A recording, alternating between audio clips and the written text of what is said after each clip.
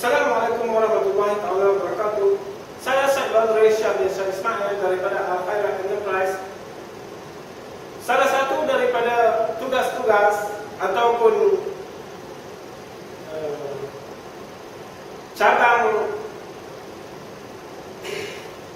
perniagaan Al-Khairat Enterprise ialah sebagai salah sebuah agensi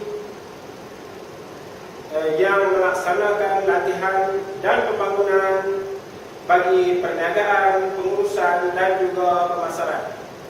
Tajuk yang saya akan bincangkan pada kali ini iaitu 23 hari bulan Mac tahun 2015 adalah ciri-ciri seorang pengurus pemasaran yang bijaksana. Saya pernah bertugas di dalam jabatan pemasaran di bahagian pemasaran penawar industri selama 5 tahun, di mana 3 tahun daripadanya ialah sebagai seorang pengurus pemasaran. Daripada situ saya membina pengetahuan tentang bagaimana saya hendak membaca analisa pasaran, bagaimana hendak merancang pemasaran dan juga melaksanakan pemasaran dan mengembangkan lagi pemasaran ke arah suatu tahap yang tidak pernah dicapai oleh syarikat. Tetapi sayangnya usia saya di syarikat tersebut tidak lama kerana kurangnya persefahaman di antara saya dan juga pengurus-pengurus yang lain. Jadi ciri-ciri seorang pengurus pemasaran yang berjaya dan bijaksana, ciri-cirinya yang pertama ialah dia mestilah mempunyai kemampuan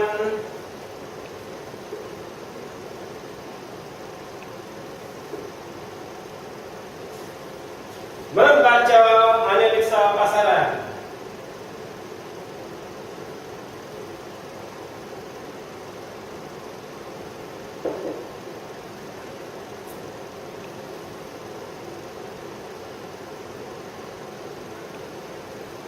Analisa pasaran sebenarnya bukanlah diperbuat oleh pengurus-pengurus, tetapi analisa pasaran dijalankan oleh kaki tangan pemasaran yang mana kebanyakannya mempunyai cara-cara dan juga teknik-teknik dalam menganalisa pemasaran dan juga kekuatan produk dan juga kelebihan produk.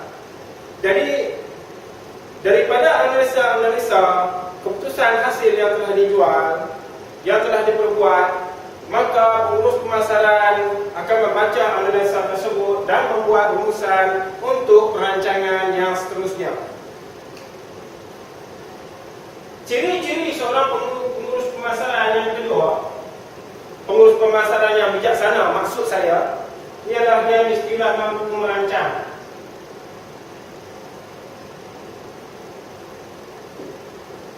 Jikalau sekiranya seorang pengurus pemasaran tidak mampu merancang aktiviti pemasaran seterusnya, maka sebenarnya dia tidak layak duduk di tempat tersebut.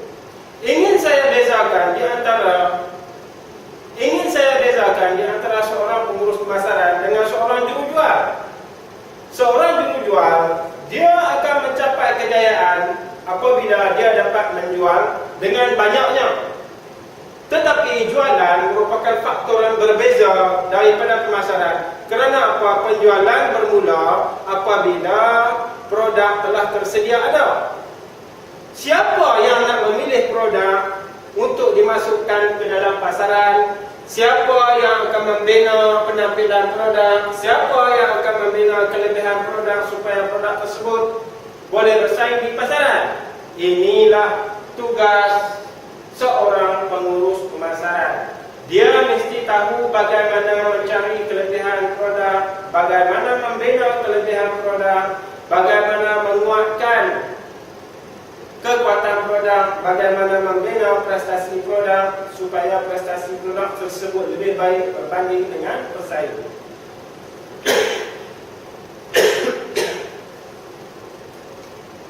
Apakah perancangan yang selanjutnya diperbuat oleh seorang pengurus pemasaran yang bijaksana?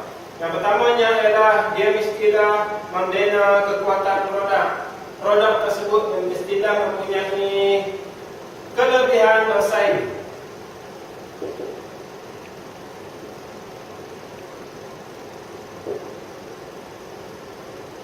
Kelebihan bersaingnya macam mana? Kelebihan bersaing di mana produk tersebut mempunyai kelebihan berbanding produk-produk yang sedia ada di pasaran yang dikeluarkan oleh para pesaing. Yang seterusnya, dia mestilah kamu merancang segmen pasaran. Siapakah bakal pembeli produk-produk yang ingin dinyatakan, dan juga sama ada segmen tersebut ialah segmen yang mampu menjana keuntungan kepada syarikat. Jikalau sekiranya sesuatu segmen terlalu kecil dan tidak mampu menjana keuntungan untuk syarikat, seseorang pengurus pemasaran yang bijaksana mempunyai dua pilihan.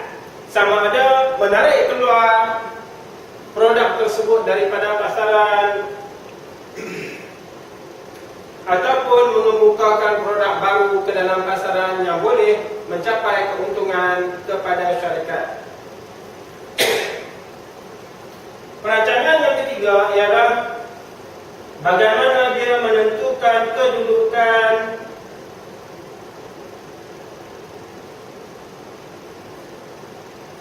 produk, bagaimana dia menentukan kedudukan produk di dalam minda kolektif pembeli, pengguna dan juga prospek. Jadi pengguna, pembeli dan juga prospek, mereka mempunyai pandangan mereka yang tersendiri terhadap produk. Contohnya, pandangan seorang pemandu kereta terhadap kereta Mercedes-Benz, pandangan seorang peminum minuman ringan terhadap Coca-Cola, pandangan seorang juru makeup terhadap produk-produk kosmetik. Jadi inilah kedudukan-kedudukan yang mesti dirancang oleh seorang pengurus pemasaran yang bijaksana. Dan sebenarnya bukanlah perkara yang amat senang untuk membina kedudukan produk di dalam minda kolektif pengguna atau pembeli. Kerana apa? Ianya mengambil masa yang lama untuk membina tanggapan baik produk terhadap pembeli dan juga kelebihan produk, kelebihan syarikat di dalam minda kolektif pengguna. Jikalau sekiranya pengguna atau pembeli mempunyai tanggapan yang baik terhadap produk, maka ini boleh menentukan kejayaan syarikat, insya-Allah. Okey, ini sebahagian daripada rancangan-rancangan yang perlu diperbuat. Saya tambah satu lagi, iaitu rancangan iklan dan promosi.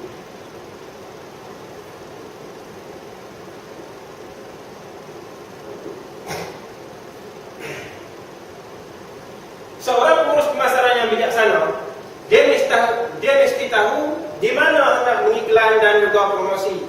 Saluran mana saluran iklan dan promosi yang paling efektif, yang boleh membawa kepada tanggapan baik terhadap produk syarikat. Dia juga mesti tahu apakah skrip yang nak dipakai, kata-kata yang nak dipakai di dalam iklan, dan juga jadual-jadual iklan yang dapat memberikan hasil yang lumayan seterusnya kepada syarikat. Ada banyak lagi perancangan yang perlu diperbuat untuk pemasaran syarikat. Jadi kita akan berjumpa lagi insya-Allah di dalam sesi latihan, seminar dan juga bengkel-bengkel yang bakal dianjurkan oleh Al-Khairat Enterprise di masa hadapan. Jadi sebelum saya pergi lebih lanjut lagi, sekiranya tuan-tuan dan puan-puan inginkan maklumat lanjut berkaitan dengan bengkel dan juga latihan seminar yang bakal diadakan oleh Al-Khairat Enterprise, tuan-tuan dan puan-puan bolehlah merujuk kepada website kami, iaitu PRG psrn.com. Okey, saya ulangi, psrn.com. Sebentar lagi saya akan padam yang ni. Jadi tuan-tuan dan puan-puan, sila tuliskan psrn.com, sila catatkannya.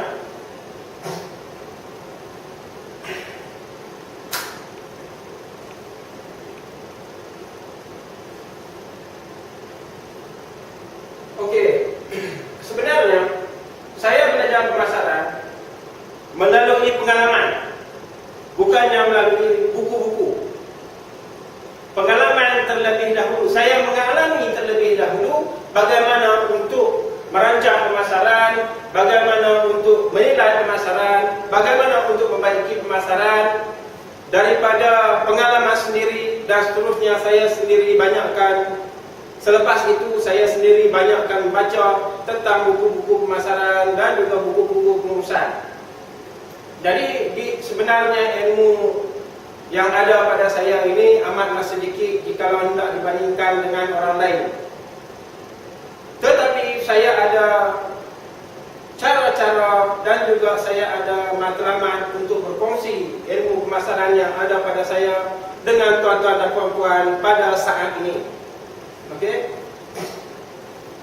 Jadi di samping seorang pengurus pemasaran, dia merancang aktiviti pemasarannya, seorang pengurus pemasaran juga akan menjadi kelebihan kepada dirinya kalau sekiranya dia mengetahui apakah bentuk-bentuk model perniagaan,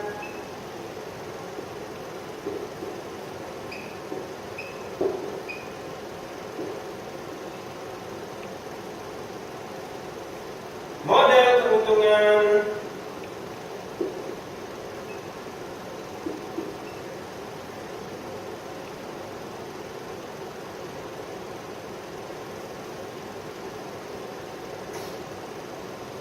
dan juga model pemasaran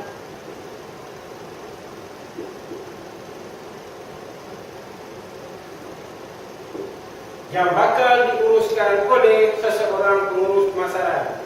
Model perniagaan, keuntungan dan pemasaran ini boleh jadi model tersebut daripada model franchise, daripada model jualan langsung, daripada model MLM, daripada model freebie, daripada model koperasi ataupun model-model perniagaan dan juga model-model keuntungan yang lain. Ia adalah terserah kepada kebijaksanaan seseorang pengurus pemasaran untuk membina model perniagaan mereka yang tersendiri.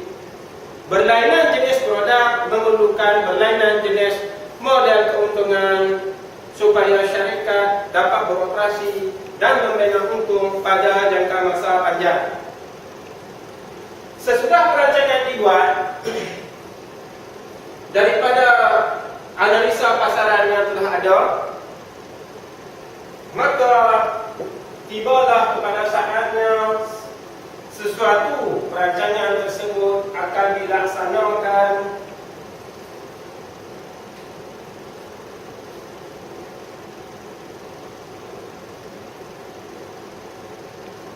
oleh syarikat. Okey, pelaksanaan pemasaran sebelum itu dia memerlukan jadual,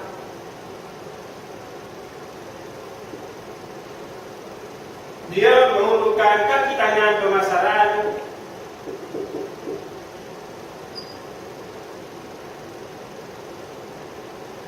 dan juga juru jual, dan dia memerlukan peralatan.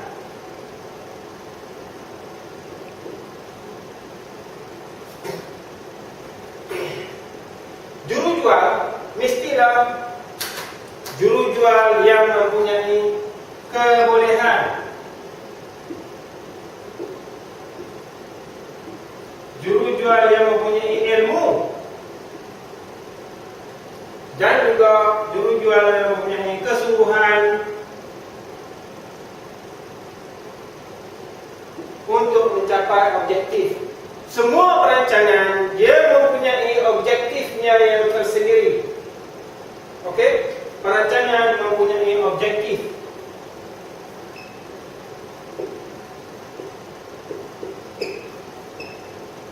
Objektif ialah matlamat apa yang hendak dicapai oleh syarikat, dan juga dia merangkumi dua jenis objektif, iaitu kualitatif dan juga kuantitatif.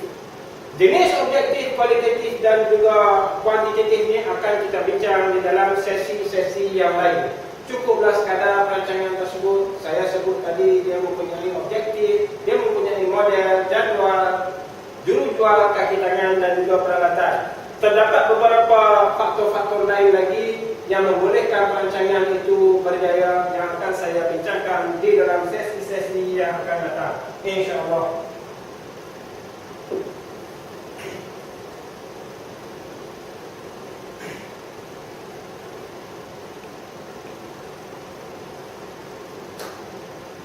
Ciri-ciri yang keempat yang perlu ada pada seorang pengurus pemasaran yang bijaksana ialah dia mesti tahu menilai.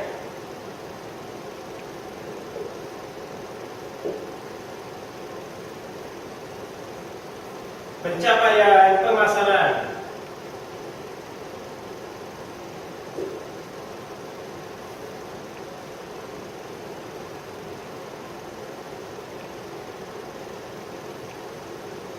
Okey. Selalunya penilaian pemasaran ini dinilai daripada hasil jualan. Selalunya. Tetapi kemungkinan hasil jualan pada bulan ini tidak dicapai, tetapi pada bulan depan boleh jadi dia melebihi daripada jangkaan. Dan pada bulan seterusnya boleh jadi hasil jualan meletup di pasaran. Kerana apa? Kerana perniagaan adalah sesuatu yang amat tidak menentu. Hasilnya bukanlah ditentukan daripada hasil atas kertas, tetapi hasil pemasaran sebenarnya datang daripada keputusan yang telah diperbuat oleh Allah Ta'ala, yang mana pengurus-pengurus pemasaran hanya boleh merancang dan melaksana dengan cara yang terbaik yang mereka boleh. Hasil tidak ditentukan oleh manusia itu sendiri. Okay? Pengurus pemasaran cuma boleh merancang dan melaksana dengan cara yang terbaik yang diketahuinya.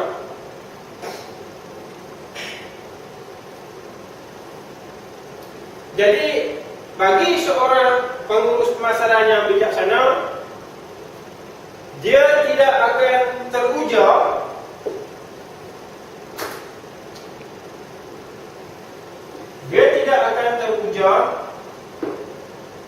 di atas pencapaian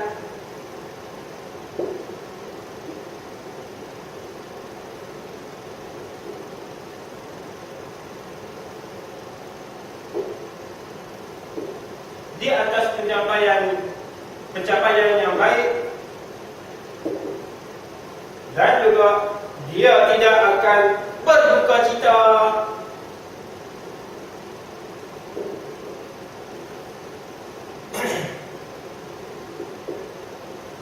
di atas hasil yang tidak mencukupi.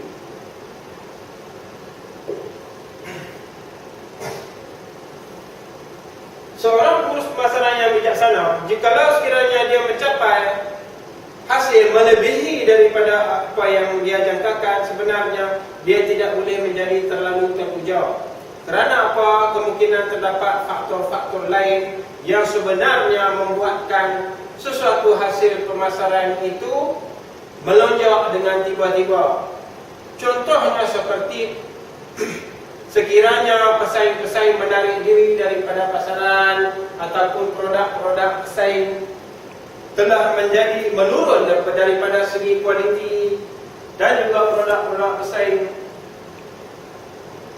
kurang promosi, maka tentunya syarikat-syarikat yang mempunyai kelebihan daripada segi pengiklanan dan juga produk ini akan dapat melonjakkan dirinya. Tetapi itu bukanlah yang disebabkan oleh perancangan operasi dan juga pelaksanaan daripada syarikat. tetapi kerana pesaing mengalami kedudukan yang rendah pada masa tersebut. Oleh sebab itulah saya katakan bahawa pengurus pemasaran tidak boleh teruja di atas pencapaian yang baik, dan juga dia tidak boleh berduka cita di asas hasil yang tidak dicapai. Kerana apa? Daripada hasil yang tidak dicapai ini, sebenarnya dia membolehkan seorang pengurus pemasaran itu belajar daripada analisa pasaran untuk memperbaiki kedudukan hasil pemasarannya. Okey.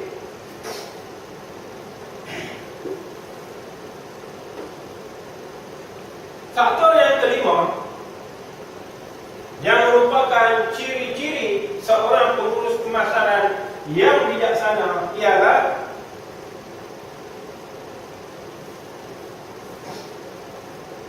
kemampuan beliau untuk membaiki hasil.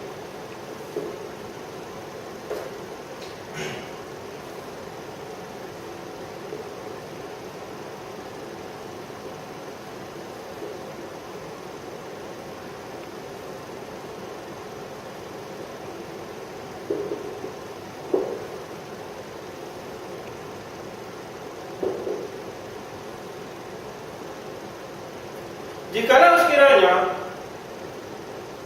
keputusan pemasaran itu tidak memerangsangkan seorang pengurus pemasaran yang bijaksana, dia mempunyai rangka-rangka rancangan yang tersendiri untuk melonjakkan kembali jualan supaya berada di atas tracknya yang tersendiri. Ini terpulanglah kepada kebijaksanaannya, terpulanglah kepada corak, terpulanglah kepada industri yang dimasukinya, terpulanglah kepada persaingan yang dihadapinya. Okay.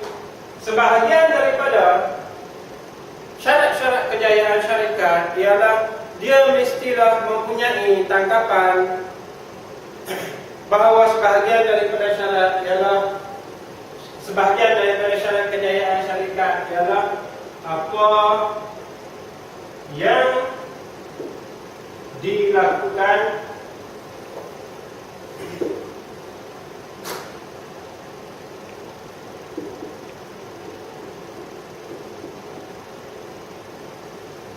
oleh pesaing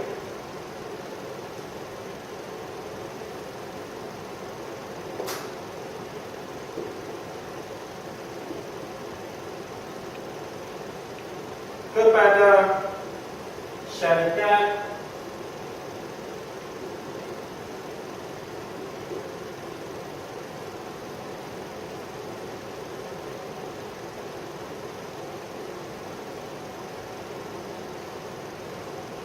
dan bagaimana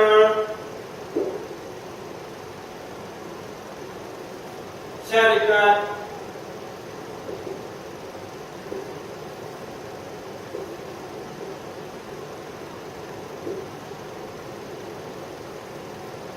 apa yang dilakukan oleh pesaing dan tidak dilakukan oleh pesaing kepada syarikat, dan bagaimana syarikat bertindak balas terhadap tindakan pesaing sebenarnya mempengaruhi kejayaan syarikat. Kadang-kadang sesebuah syarikat boleh jatuh bukan kerana dia tidak merancang dan tidak melaksanakan dengan betul, tetapi ia adalah tindakan pesaing, kerana tindakan pesaing. Jadi inilah perkara-perkara yang mesti diperhatikan oleh seorang pengurus pemasaran yang bijaksana. Tetapi pengurus pemasaran yang bijaksana ini, tuan-tuan dan puan-puan, tuan-tuan boleh dapat, tetapi dengan harga yang amat mahal. Bahagian daripada pengurus pemasaran, ciri-ciri seorang pengurus pemasaran yang bijaksana ialah dia juga, saya ulangi, dia juga mengetahui apakah model perniagaan, model pemasaran dan model keuntungan yang ingin dipakainya di dalam industri yang diceburinya. Syarat ciri-ciri pengurus pemasaran yang benar ialah dia bertanggungjawab di atas keputusan pemasaran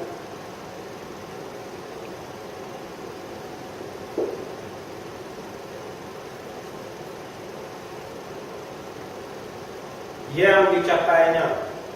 Bertanggungjawab membawa maksud mereka bertanggungjawab di atas apa hasil yang telah dicapai. Mereka bertanggungjawab di atas aktiviti dan juga mereka membaiki hasil yang telah dicapai.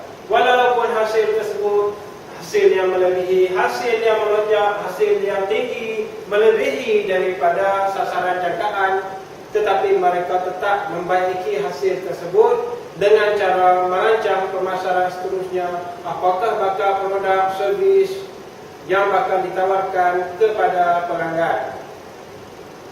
Ciri-ciri seorang pengurus pemasaran yang bijak yang seterusnya, ciri ketujuh ialah mereka berkomunikasi.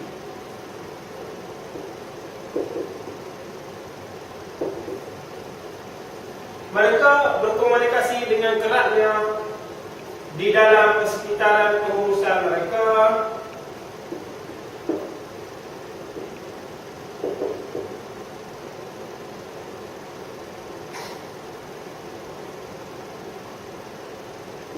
Dan juga mereka berkomunikasi dengan mencukupi dengan prospek, pelanggan, pembeli, dan pengguna akhir.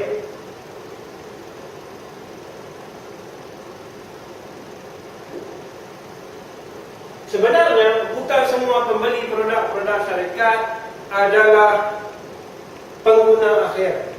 Kadang-kadang pembeli daripada syarikat adalah ejen, kadang-kadang pembeli adalah pemborong ataupun peruncit.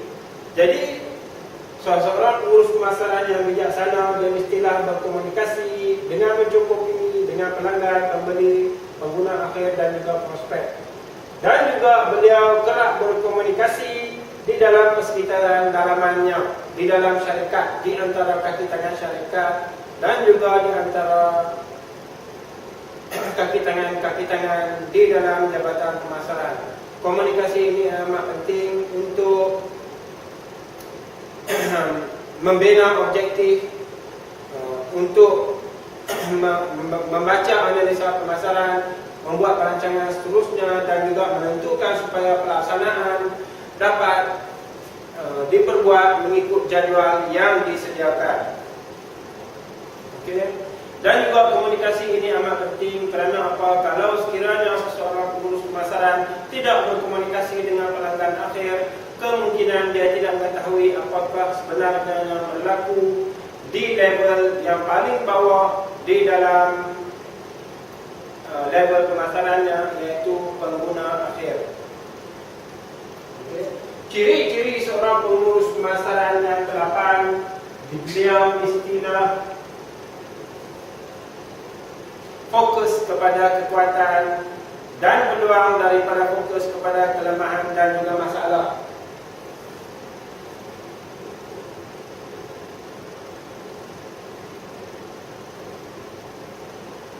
Dua jenis fokus, iaitu kepada kekuatan